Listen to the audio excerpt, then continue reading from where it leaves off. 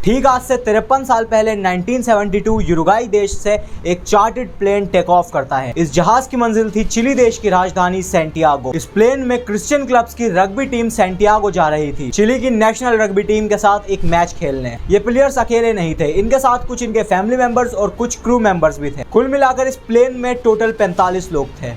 अक्सर यूरुग्वाई से सैंटियागो जाने का रास्ता ज्यादा लंबा नहीं था, लेकिन इस रास्ते में आने वाली थी दुनिया की दूसरी सबसे बड़ी एंडीज की पहाड़ियां। और एंडीज की पहाड़ियों पर एक पैलेंचन पास पड़ता था और ये इलाका बहुत ज्यादा अनप्रिडिक्टेबल था।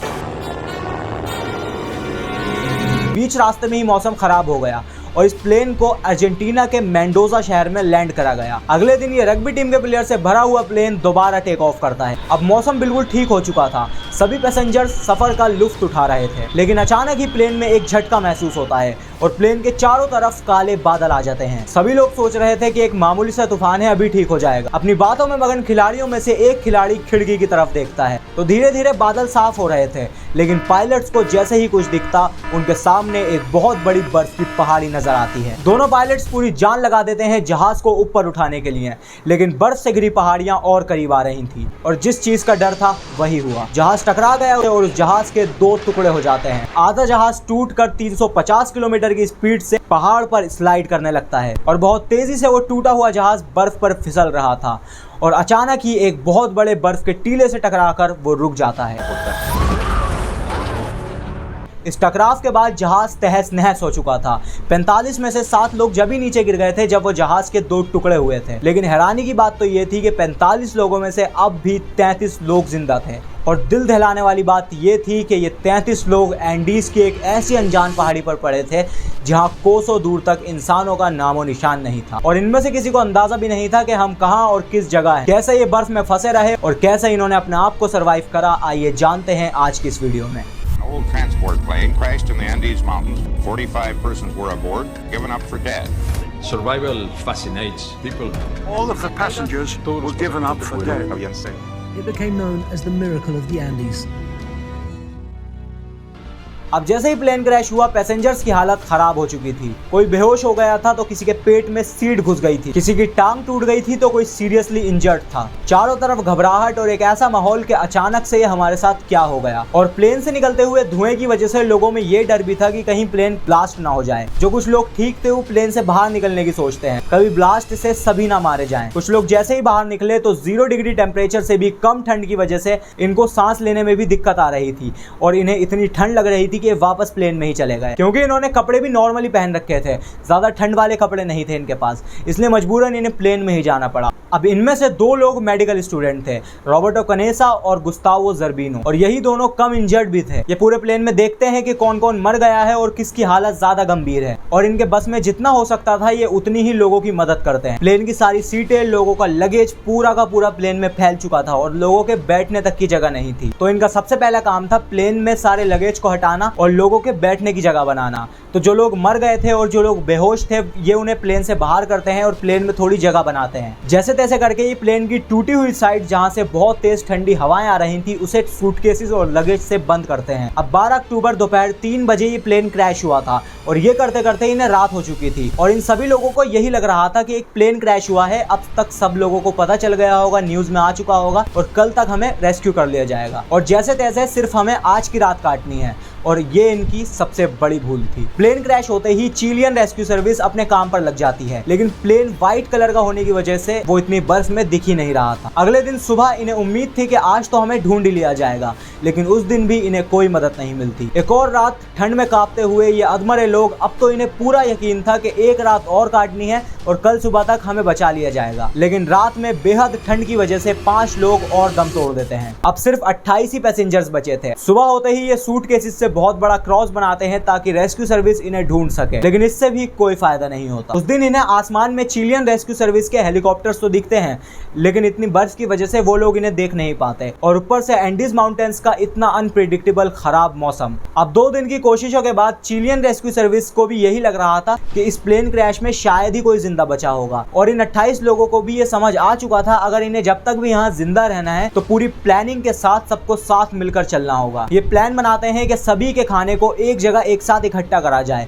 और सभी को बराबरी से खाना डिस्ट्रीब्यूट करा जाए। और जब ये खाना इकट्ठा करते हैं तो ये देखते हैं कि इनके पास बहुत कम खाना है। 3 बॉटल्स थी इनके पास वाइन की, 1 या 2 बॉटल विस्की की थी और 1 बॉटल ब्रांडी की। करीब 8-9 चॉकलेट्स थी, कुछ चिकन नगेट्स थे, कुछ डेट्स थी और कुछ कैंडीज वगैरह थी। कुल मिलाकर इन 28 लोगों को ये खाना जब तक चलाना था जब तक इन्हें रेस्क्यू नहीं कर लिया जाता। और आने वाला वक्त इन लोगों के लिए इतना भयानक था कि ये दुआ करते होंगे कि इनके दुश्मनों को भी ये वक्त नसीब ना हो। इनका हाल ये था कि इनको डेली बराबर से 1 चॉकलेट की बाइट और 1 घूंट वाइन दे दी जाती थी। इतनी बर्फ होने के बाद इन्हें पानी पीने के लिए बहुत स्ट्रगल करना पड़ता था, क्योंकि प्लेन के आसपास जितनी भी बर्फ थी वो प्लेन के फ्यूल से गंदी हो गई थी। तो इनको बर्फ लेने के लिए प्लेन से थोड़ा दूर जाना पड़ता था। इनका पेट भर नहीं रहा था, इनके अंदर बिल्कुल एनर्जी नहीं थी। ये कई दिनों से भूखे थे, सिर्फ ये सोचकर कि हमें यहाँ से जिंदा निकलना है। 16 अक्टूबर फर्नांडो पराडो, जो कि इस हादसे के होते ही कोमा में चले गए थे, वो कोमा से वापस आ जाते हैं और ये उठते ही देखते हैं कि इनकी बहन की हालत बहुत खराब है। ये अपनी बहन का बहुत ख्याल रखते हैं, उन्हें पानी ला कर देते हैं और पूरी कोशिश करते हैं कि उनकी बहन रिकवर हो जाए। लेकिन इस क्रैश के 8 दिन बाद उनकी बहन दम तोड़ देती हैं।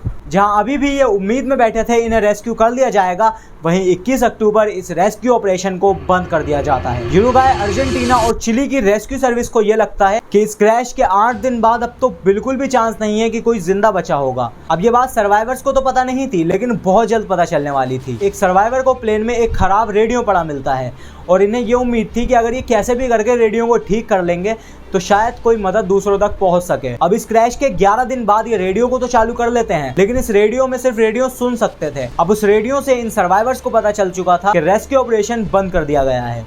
ये बात सुनने के बाद जहाज में सभी लोग खामोश हो जाते हैं। Feeling that their world is alive and they consider you dead. अब क्रैश के 12वें दिन इनका खाना ऑलमोस्ट खत्म हो चुका था। अब इन्हें अगर एक भी दिन जिंदा रहना था तो बिना खाने के काम नहीं चलने वाला था। तो सभी लोग मिलकर फैसला करते हैं कि अपने परिवार वालों की डेथ बॉडीज खाकर जिंदा रहेंगे, क्योंकि we have no other options. कुछ लोगों के लिए ये आसान नहीं था, क्योंकि सभी बॉडीज उनके फैमिली मेंबर्स की थी और फर्नांडो पराडो की तो बहन उनके सामने मरी थी। लेकिन जिंदा रहने के लिए कुछ तो करना था, इसलिए सभी ने डेथ बॉडीज का मीट खा लिया। क्रैश के 16वें दिन इनके पास कोई प्लान, कोई एग्जीक्यूशन नहीं थी, लेकिन अचानक ही एक बहुत सारी बर्फ फिसलती हुई आती है और प्लेन में घुस जाती है।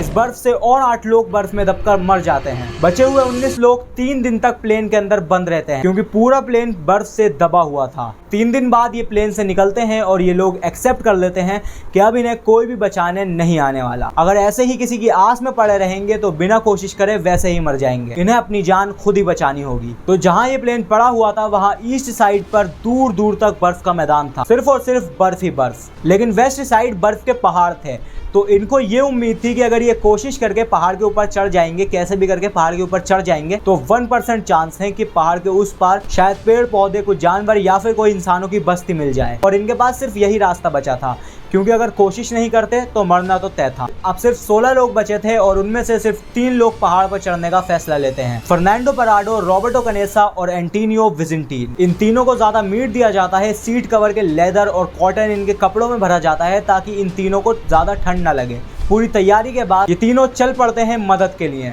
ये उम्मीद दिल में लिए बैठे कि हम जिंदा जरूर बचेंगे। 12 दिसंबर 1972 इस क्रैश को हुए पूरे 2 महीने हो चुके थे और ये तीनों, पराडो, कनेसा और विजेंटीन को पैदल चलते हुए 3 दिन हो चुके थे। ये लगातार चल रहे थे, रुक रहे थे, थक रहे थे और फिर चल रहे थे। अब ये तीनों बिना किसी सहारे के चढ़ने वाले थे एक पहाड़ पर, और इन्हें वेस्ट में पहाड़ पर चढ़ना था और फिर उतरना था। और जब जाकर शायद कोई उम्मीद होती, शायद कोई चांस होता कि कुछ अच्छा होगा। ये बार बार उससे फिसल रहे थे और फिर चढ़ रहे थे। इन्होंने कपड़ों को जोड़कर एक स्लीपिंग बैग भी बनाया था। इसमें दिन में धीरे धीरे पहाड़ चढ़ते और रात में तीनों एक ही स्लीपिंग बैग में सोते ठंड से बचने के लिए। और जैसे ही दिन निकलता ये फिर चलना शुरू कर देते। अब इन्हें चलते चलते पूरे 9 दिन हो चुके थे और 15 दिसंबर 1972 ये पहाड़ पर चढ़ जाते हैं। और पहाड़ पर चढ़ने के बाद ये देखते हैं कि पहाड़ पर दूर दूर तक सिर्फ और सिर्फ बर्फ से घिरी हुई बहुत सारी पहाड़ियां हैं। ये देखकर एंटोनियो विजेंटीन वापस क्रैश साइट पर जाने का फैसला लेते हैं खाने की कमी की वजह से, और आगे का सफर कनेसा और पराडो ही पूरा करने वाले थे। I couldn't breathe, I couldn't speak, I couldn't even think, because what we saw was horrible. Instead of green valleys, we saw mountains and snow-covered peaks 360 degrees around us, to the horizon all around us. ये दोनों अपने सफर को जारी रखते हैं, लगातार चलते रहते हैं और कई पहाड़ियों को पार करते हैं। और दूसरी तरफ विजेंटीन क्रैश साइट पर पहुंच चुके थे और डेट आती है 20 दिसंबर 1972 और आज ये पहाड़ी की चोटी पर चढ़ने वाले थे। और दिल में एक डर था कि अगर दोबारा बर्फ के पहाड़ दिखे तो इनका यहाँ से बचना बहुत मुश्किल हो जाएगा, क्योंकि अब इनकी एनर्जी बिल्कुल खत्म हो चुकी थी। इनका वेट 80 किलो से 35 से 40 किलो हो चुका था। लेकिन चोटी पर चढ़ने के बाद इनको एक ऐसी पहाड़ी दिखती है जिस पे बर्फ नहीं थी और इनको आगे चलकर एक नदी भी दिखती है।